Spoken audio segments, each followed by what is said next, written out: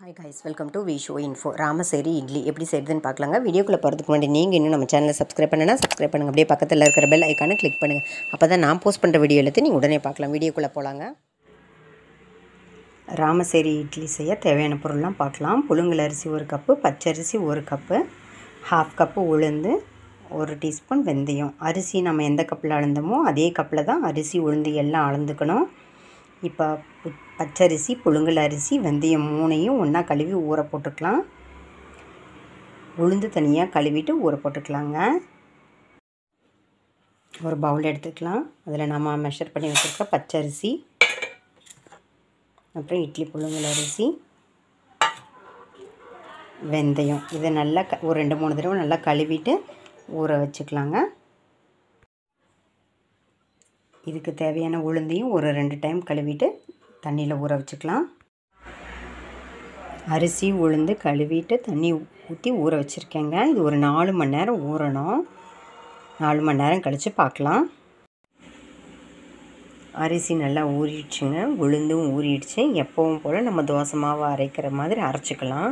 உளுந்து நல்லா நைஸாக அரைச்சி எடுத்ததுக்கப்புறம் நாம் இந்த ஊறின அரிசியை போட்டு நல்லா நைஸாக அரைச்சி எடுத்துக்கலாங்க. இட்லிக்கு நம்ம எந்த மாதிரி அரைப்போமோ அந்த மாதிரி தான் அரைக்கணும். அரைக்கும் போதே இந்த ரெசிபிக்கு தேவையான உப்பை நம்ம சேர்த்து அரைச்சிக்கலாம். உளுந்து நல்லா அரைச்சாச்சு. இப்போ இதையும் அந்த பாத்திரத்துக்கு மாற்றிக்கலாம். அரிசி நல்லா அரைஞ்சிடுச்சுங்க. இந்த ரெசிபிக்கு தேவையான உப்பை இப்போ சேர்த்துக்கலாம். உளுந்து அரிசி எல்லாம் ஒன்றா மிக்ஸ் பண்ணி வச்சாச்சுங்க அரைச்ச உடனே. இப்போ இது நல்லா புளிக்கட்டுங்க. புளிச்சதுக்கப்புறம் பார்க்கலாம். மாவு நல்லா பொங்கி வந்திருக்குங்க. இந்த மாதிரி டைம் கொடுத்தா தான் இட்லி கரெக்டான டெக்ஸ்சரில் வரும். இப்போ இதை நல்லா மிக்ஸ் பண்ணிக்கலாங்க. மிக்ஸ் பண்ணிவிட்டு நம்ம இட்லி ஊற்ற ஆரம்பிச்சிடலாங்க.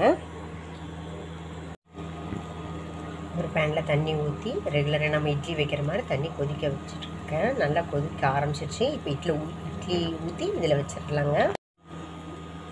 ராமசேரி இட்லி அப்படிங்கும்போது அவங்க ஒரு ஓலைத்தட்டு மாதிரி வச்சுருப்பாங்க. இப்போ என்கிட்ட அது இல்லை, அதனால் நான் இந்த மாதிரி ஒரு பிளேட் எடுத்துக்கிறேன். அப்புறம் நம்மக்கிட்ட இருக்கிற துணியில் நல்லா ஈரம் பண்ணிவிட்டு புழிஞ்சு எடுத்துக்கணுங்க. முடிஞ்ச வரைக்கும் ஒயிட் கிளாத்தாக இருந்தால் நல்லது.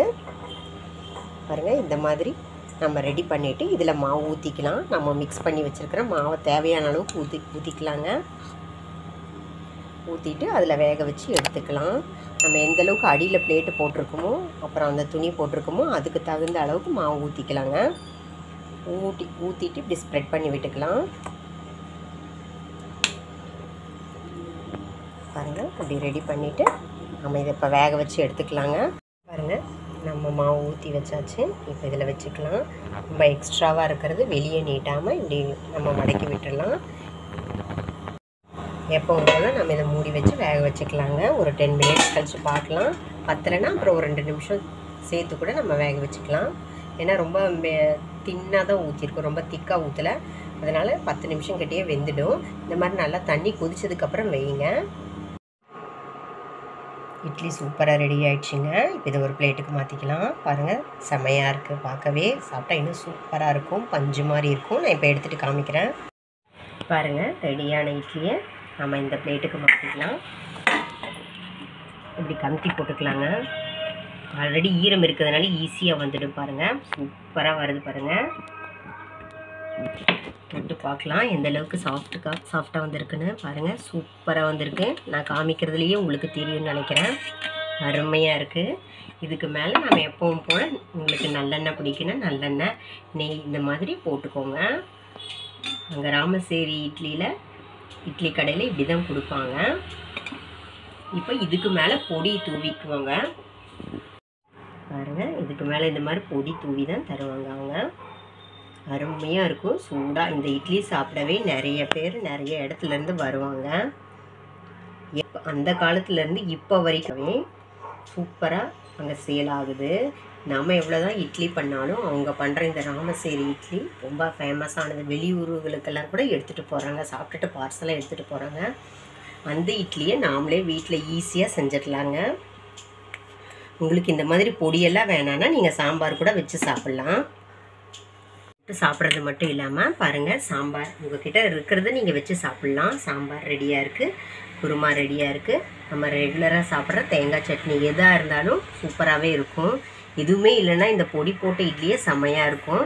ட்ரை பண்ணி பாருங்கள். ராமசேரிக்கு தான் போய் சாப்பிட்ணுன்னு இல்லை, நம்ம வீட்டில் நாமளே ஈஸியாக ரெடி பண்ணிடலாங்க.